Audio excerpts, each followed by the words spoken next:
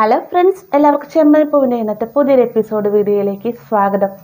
എപ്പിസോഡിൻ്റെ തുടക്കത്തിൽ തന്നെ കാണിക്കുന്നത് നമ്മുടെ ശരത്തിനെ ഹോസ്പിറ്റലിൽ നിർത്തിയതിന് ശേഷം രേവതി ശരത്തിന് വേണ്ടി ജ്യൂസ് മേടിക്കാൻ പോവാളേ. ഈ ഒരു സമയത്ത് ശരത്തിൻ്റെ കൂടെ അമ്മയുണ്ടാവും. ഈ ഒരു സമയത്തും സച്ചി തന്നെ ഉപദ്രവിച്ചതുമായിട്ടുള്ള കാര്യങ്ങളെല്ലാം തന്നെ ഓർത്തുകൊണ്ട് ഉള്ളിൽ പക കൂട്ടിയെടുക്കാണ്ട് ശരത്ത്. പിന്നീട് കാണിക്കുന്ന ഇതേ സമയം തന്നെ കാർ സ്റ്റാൻഡിൽ മഹേഷ് ഒഴികെ ബാക്കി എല്ലാവരും തന്നെ സച്ചിയെ വഴക്ക് പറയാണ്ട്. അതായത് ഇത്രയധികം ആന്റണിയെ ഉപദ്രവിക്കേണ്ട കാര്യം ഉണ്ടായിരുന്നില്ല, ഇനിയിപ്പോ എന്തൊക്കെ പ്രശ്നങ്ങൾ അവൻ ഉണ്ടാക്കുമെന്ന് അറിയില്ല. എന്നാലും അവന് നല്ല ദേഷ്യമായിട്ടുണ്ട്. ഈ കാർ സ്റ്റാൻഡിലുള്ള മിക്കവരും തന്നെ അവനോട് പലിശ മേടിച്ചിട്ടുണ്ട്. ഇനി അവൻ എന്താണോ കാട്ടിക്കൂട്ടാൻ പോകുന്നത് എന്നൊക്കെ പറയുകയാണ്.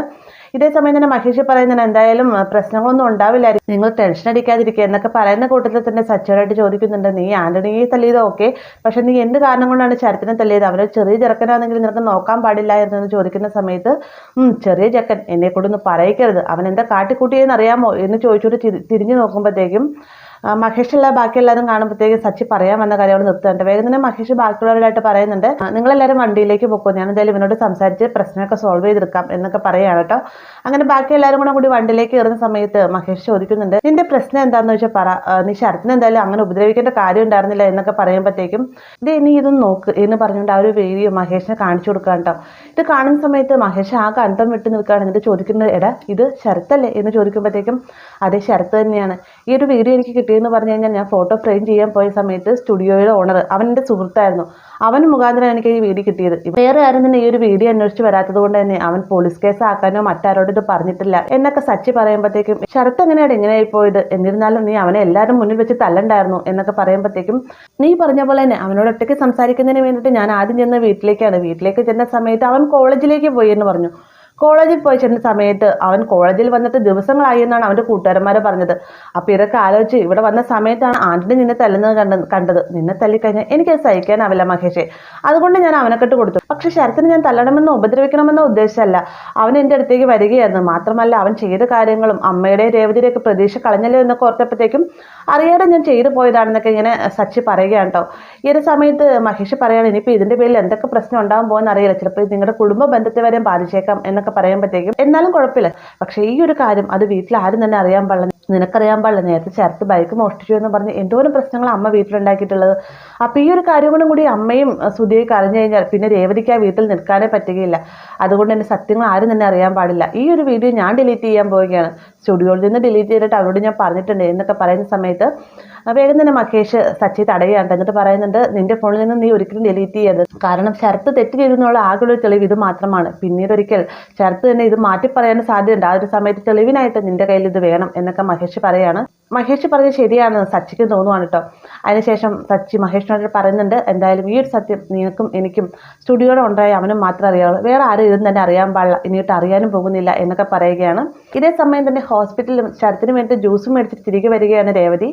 വേഗം തന്നെ രേണുവിൻ്റെ കയ്യിൽ ജ്യൂസ് കൊടുത്തു വിടട്ടെ, ഞാനൊന്ന് സച്ചിയേട്ടനെ വിളിക്കട്ടെ എന്നും പറഞ്ഞുകൊണ്ട് സച്ചിയെ വിളിക്കുകയാണ്. സച്ചിയെ വിളിച്ചിട്ട്, ഞാൻ എൻ്റെ വീണ്ടെടുത്തിൽ ഹോസ്പിറ്റലാണ്, സച്ചിയേട്ടൻ വേഗം വരണമെന്ന് പറയുമ്പോഴത്തേക്കും എന്ത് പറ്റിയെന്ന് സച്ചി ചോദിക്കുന്നുണ്ട്. ഈ ഒരു സമയത്ത് ശരത്തിന് വയ്യായെന്നും ശരത്ത് ബൈക്കിൽ നിന്ന് വീണ് കൈക്ക് വല്ലാതായിരിക്കുകയാണെന്നൊക്കെ പറയുന്ന സമയത്ത് സച്ചിയുടെ മുഖഭാവം ആകെ മാറുകയാണ്. എന്നിട്ട് പറയുന്നുണ്ട്, എന്തായാലും ഞാൻ ലോങ് ട്രിപ്പ് ഓട്ടത്തിന് പോവുകയാണ്, എനിക്ക് വരാൻ പറ്റുകയില്ല എന്ന് പറയുമ്പോൾ സച്ചിയേട്ടന് ശരത്തിനേക്കാൾ വലുതാണ് ഓട്ടം എന്ന് ചോദിക്കുന്ന സമയത്ത് ഇപ്പം തൽക്കാലം അതാണ് എനിക്ക് വലുത്, കാരണം ജീവിക്കണമെങ്കിൽ ഓട്ടം പിടിക്കാൻ രക്ഷയില്ല, അതുകൊണ്ട് തന്നെ ഈ ഓട്ടം ഞാൻ ക്യാൻസൽ ചെയ്യുകയില്ല എന്നൊക്കെ പറയാറ്. ഇത് കേൾക്കുമ്പോഴത്തേക്കും രേവതിക്ക് ഭയങ്കര സങ്കടമാവുന്നുണ്ട്. രേവതി പറയുന്നുണ്ട്, സച്ചേട്ടൻ എങ്ങനെയും വരണം, ഇവിടെ ഞങ്ങൾ 3 പെണ്ണുങ്ങൾ മാത്രമേ ഉള്ളൂ, എനിക്ക് എന്താ ചെയ്യണമെന്ന് അറിയില്ല സച്ചേട്ടൻ, എന്തായാലും ഓട്ടം കഴിഞ്ഞിട്ടായാലും സച്ചേട്ടനും കൂടെ വരാൻ ശ്രമിക്കണം എന്നൊക്കെ പറയുമ്പോഴത്തേക്കും ഞാൻ നോക്കാം എന്നല്ലാതെ ഉറപ്പ് പറയുകയില്ല എന്ന് പറഞ്ഞിട്ട് സച്ചി കോള് കട്ടിയായിട്ട്. സച്ചിയുടെ പെരുമാറ്റം രേവതിനെ ആകെ സങ്കടപ്പെടുത്തുന്നുണ്ട്.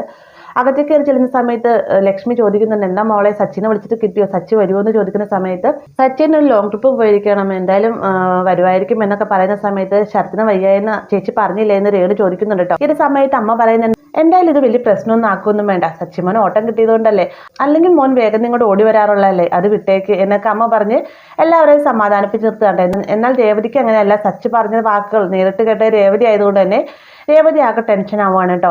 ഇതേ സമയം തന്നെ ശരത്ത് ചെറിയൊരു ടെൻഷനോട് കൂടി തന്നെ ചോദിക്കുകയാണ്, സച്ചിയേട്ടൻ ചേച്ചിയോട് എന്തെങ്കിലും പറഞ്ഞോ എന്ന് ചോദിക്കുമ്പോഴത്തേക്കും എന്ത് പറയാനായിട്ട് എന്ന് ചോദിക്കുമ്പോഴത്തേക്കും അല്ല സച്ചിയേട്ടൻ ഇങ്ങോട്ട് വന്നില്ല, അപ്പോൾ വരാത്തിന് കാരണം എന്തെങ്കിലും പറഞ്ഞുവോ എന്ന് ചോദിക്കുന്ന സമയത്ത് ഒന്നും പറഞ്ഞില്ലടാ, എന്തായാലും സച്ചിയേട്ടൻ വരുമായിരിക്കും എന്നൊക്കെ രേവതി ഇങ്ങനെ പറയാം കേട്ടോ. പിന്നീട് കാണിക്കുന്ന ഹോസ്പിറ്റലിൽ നിന്ന് തിരികെ വരുന്ന രേവതി ആകെ ടെൻഷനോട് കൂടിയിട്ടാണ് വരുന്നത്. ഈ ഒരു സമയത്ത് രവിയും അതുപോലെ തന്നെ ചന്ദ്രയും ശ്രുതിയും എല്ലാം തന്നെ ഹാളിലുണ്ടാകും. വന്ന ഉടനെ തന്നെ രവി ചോദിക്കുന്നുണ്ട്, ശരത്തിന് എങ്ങനെയുണ്ട് മോളെ എന്ന് ചോദിക്കുന്ന സമയത്ത് അച്ഛ ശരത്തിന്റെ കാര്യം കുറച്ച് സീരിയസ് ആണ്. അവന്റെ കാര്യം ഓർത്തിട്ട് എനിക്ക് പേടിയായിട്ട് മേല.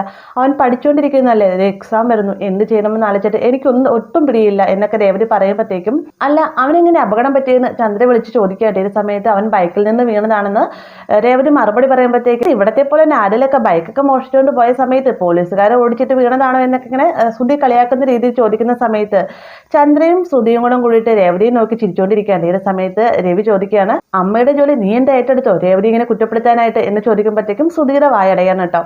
വേഗം തന്നെ ചന്ദ്ര പറയുന്നുണ്ട്, അവൻ പറഞ്ഞതിൽ എന്താ തെറ്റ്, അവൻ ഇവിടെ വന്ന് കാട്ടിക്കൂട്ടിയത് തന്നെയല്ലേ ശ്രുതി പറഞ്ഞത്, ഇനിയിപ്പോൾ ഇങ്ങനെയാണ് സംഭവിച്ചതെന്ന് ആർക്കറിയാം എന്നൊക്കെ പറയുമ്പോഴത്തേക്കും അമ്മ കാര്യം അറിയാതെ സംസാരിക്കരുത്, ശരത്ത് ഇപ്പൊ പണ്ടത്തെ പോലെ ഒന്നല്ല, അവൻ നല്ല രീതിയിൽ പഠിക്കുന്നുണ്ട്, പാർട്ട് ടൈം ജോലിക്ക് പോയിട്ട് കുടുംബം നോക്കുന്നുണ്ട് എന്നൊക്കെ രേവതി പറഞ്ഞുകൊണ്ടിരിക്കുന്ന സമയത്താണ് റൂമിൽ നിന്ന് സച്ചി ഇറങ്ങി വരുന്നത്. ഈ ഒരു കാഴ്ച കാണുമ്പോഴത്തേക്കും രേവതി ആകെ ഷോക്കിട്ട് നിൽക്കാൻ കേട്ടോ. എന്നിട്ട് ചോദിക്കുന്നത്, സച്ചേട്ടൻ ഇവിടെ ഉണ്ടായിട്ടാണ് ഹോസ്പിറ്റലിലേക്ക് വരാഞ്ഞത് എന്ന് ചോദിക്കുമ്പോഴത്തേക്കും സച്ചി പ്രത്യേകിച്ചൊന്നും മറുപടി പറയുന്നില്ല കേട്ടോ. ഈ ഒരു സമയത്ത് രവി ചോദിക്കുന്നുണ്ട്, അപ്പൊ നീ ഹോസ്പിറ്റലിൽ പോകാതെയാണ് ഇങ്ങോട്ടേക്ക് വന്നത്, ഞാൻ കരുതി നീ ഹോസ്പിറ്റലിലൊക്കെ പോയിട്ടാണ് വന്നതെന്നാണ് വിചാരിച്ചത്, ഇതറിഞ്ഞിരുന്നു ഞാൻ നേരത്തെ പറഞ്ഞു വിട്ടേനെ എന്നൊക്കെ പറയുകയാണ്.